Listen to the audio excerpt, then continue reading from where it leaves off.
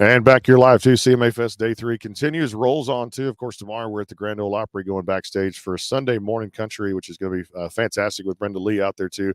Having a lot of fun here too. Elise Saunders and Kirsty Krause will be kind of floating through the building today, and a lot of cool things going on as it got kickstarted for Day 3. My voice is trying to survive, and here on KKTC, True Country 99.9, and our friends at HighTideCountry.net. The OG, I tell you, we get a lot of the OGs at these events. I love it. CRS, CMA Fest. Presley Tennant showing up here. What's going on? I've just been hanging out. How have you been? Trying to hide in this booth, and I'm like, because they see you not doing anything, they're going to see an opening and go, "Hey, can we give it five minutes or so?" No, it's all good though. This is what you sign up for. This is what I love, and I just have a huge passion for too as well. Somebody like you comes out just recently too as well. Love this song, and definitely you guys put a good feel into this, and it really tells a story. Tell us a little arrangement and how this came about. So I wrote the song with Mr. Michael Delaney, and it was kind of inspired by when you run out, like it was one of my friend's birthdays. We were out with some friends, and I ran into a few people, and they told me something that was said, and it really stuck with me. Mm-hmm. And I was like, oh, and sometimes after a relationship, it just doesn't work out. Mm-hmm. Totally fine. But they might think very highly of themselves, and so they might come back and say, oh, you're never going to find somebody like me. And I could be a little bit snarky sometimes. And so I was like, checkmate. Good. Like that's kind of the point.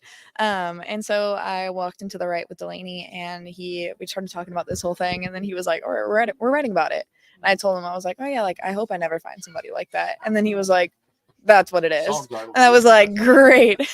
And so we wrote the song, and it was just kind of like one of those things that's everything that you just don't want in a person. So it's like opposites attract sometimes, but they definitely don't do it all the time. But totally fine. And I'm really excited the song is finally out. It's been a while since I put out music, and it's the first one back, and it's really fun, up tempo, and just kind of a little lighthearted, which I love. I feel like every other song that I've had is just my very dramatized 18-year-old life.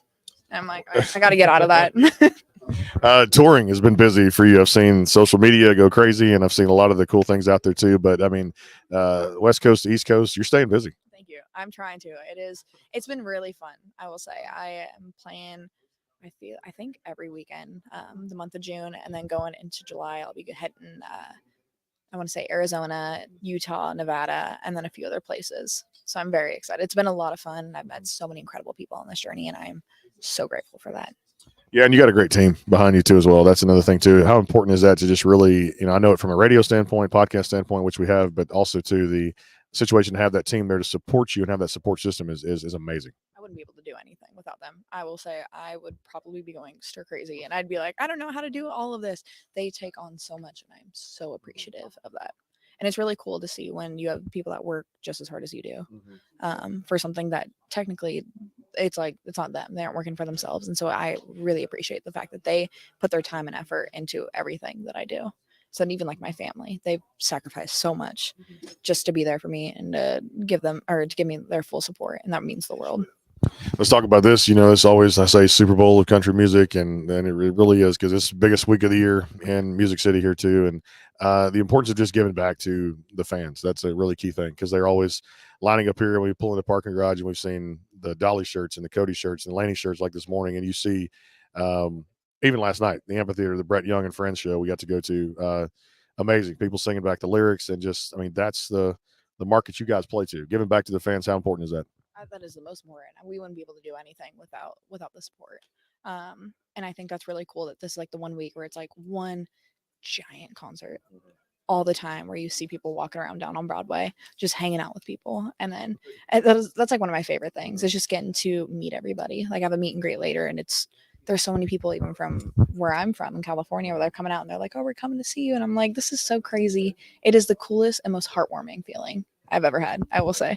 And I'm like, why do you guys like me? It's like, what? I'm nothing. I'm not special. Because their music's good. That's why we like her here on the show, no doubt too. That's why people will come from California and all over the world. I met a bunch of Aussies. On my flight from Texas the other day too. Just like, coming here from, I was like 18 hours on a plane. You survived that. It's crazy. That is absurd. Crazy. Yeah, I've always wanted to go there until I heard that it was 18 hours, and I was like, ooh. Cali's enough, and Texas is good too as well.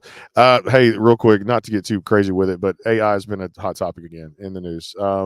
But for the person, the artist that benefited, Randy Travis, who we never, I mean, growing up listening to, we all knew him. I've talked to Randy on the air here, and Mary, his wife. They're from Texas, of course, and have a house down there too. But hearing that EP put out just about 3-4 weeks ago too, and just to see what the software and the things they were able to use with AI to kind of recreate his voice, I think it was great for country music. What's your kind of thoughts on that?